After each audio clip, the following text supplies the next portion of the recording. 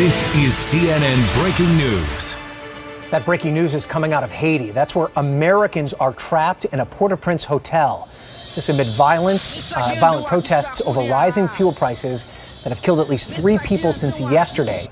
Take a look at this video taken in the capital. It shows cars on fire and smoke billowing throughout the city.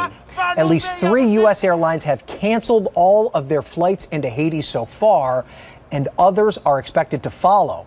Now, while things are calmer now, at one point there was rioting, looting, and fires at the Oasis Hotel.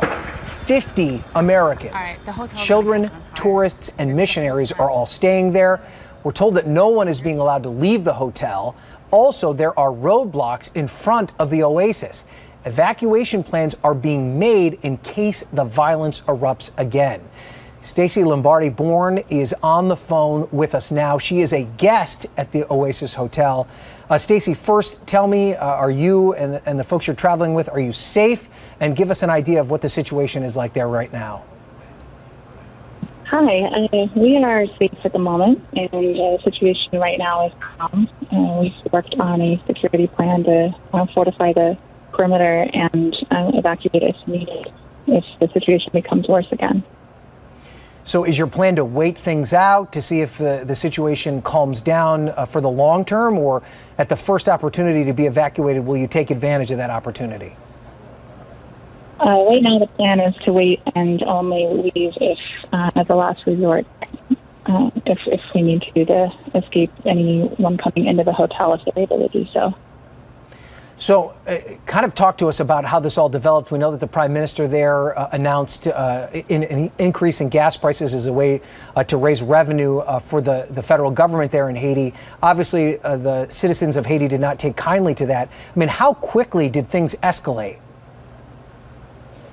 Things escalated pretty quickly, and I think that it's understandable sometimes when people have a difficult time affording an increase on a price like that. But it sounds like the government is doing everything they can to promote peace and compromise to try to get things back to restore calm at the time being. We're seeing a little bit more calm right now in different areas. There's still a lot of rioting and things like that going on, but I think it's possible that right now some peace might be restored because of the most recent announcement by the Prime Minister that he was going to delay the increase of price on the gas. Yeah, that's right. The Prime Minister did announce that at least they're going to temporarily suspend that hike in the gas prices. But obviously that's a short-term solution. From your perspective, being there over this period of time, I mean, are you concerned that even something small could ignite the violence again? It's definitely a concern, and even with what the Prime Minister said, there's still violence in the streets right now. We're just hoping that it does start to calm down and some other solution can be made, or some kind of peace can be created moving forward with a plan from here out. And have you been in contact with the United States government, the embassy there? Do you feel as though the government, our government, has done enough to help you in this situation as best they can? The U.S. Embassy makes it really clear when you travel down to Haiti that they're sure to provide a certain set of services, and they do excellent at providing those services. But you're really traveling at your own risk, and they're expected to have your own contingency plans in place.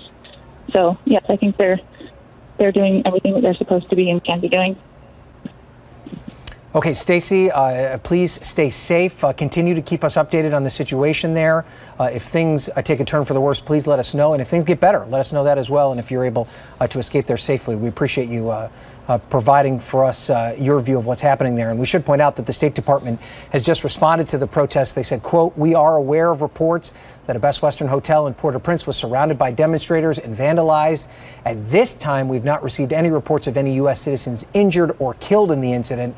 The U.S. Embassy advises U.S. citizens to take the following actions: shelter in place, do not attempt to travel at this time. That was something we asked Stacey about, and she is adhering to that. Avoid protests and any large gathering of people, and do not attempt to drive through roadblocks. Let's talk about the situation now with CNN national security analyst Samantha Vinograd. Sam, you've been through this before in a different respect. You were at the White House during the Arab Spring protests, where Americans were caught up in that, and the United States government had to respond to that. I mean, what's going on now? How would the U.S. respond to something like this, and how would they help folks like Stacey that are in a very difficult position right now? Well, Ryan, as you mentioned, this is not the first time that there have been protests in a country where the United States has an embassy. I lived through this during the Arab Spring. We had multiple protests in countries where we had very large embassies. The number of American citizens in Haiti is much smaller, for example, than the number of American citizens, or AMCETs as we call them, that were in the countries in the Middle East during the Arab Spring. There's something called a regional security officer, or RSO, at every embassy, including the embassy in Haiti, that is the lead security advisor to the ambassador. So at this point, what I would imagine is happening is the RSO, the regional security officer, is advising the ambassador on how to communicate with all American citizens in country. As Stacey just alluded to, there has been this shelter-in-place warning that's been pushed out via Twitter. It's on the State Department homepage to give instructions to all American citizens about what they should do at this moment to avoid danger. And so the instructions right now are to shelter in place, not to go out into the streets where the violence levels are higher. And then longer term, the RSO, the ambassador, and other members of the embassy are talking to the White House and to the intelligence community and to the host government, in this case the Haitian government, about what to expect tomorrow. Is this going to get better or is it going to worsen? Okay, Sam, thank you for that. We appreciate it. We're going to continue to keep a very close eye on this situation as it develops, obviously not over by a long stretch.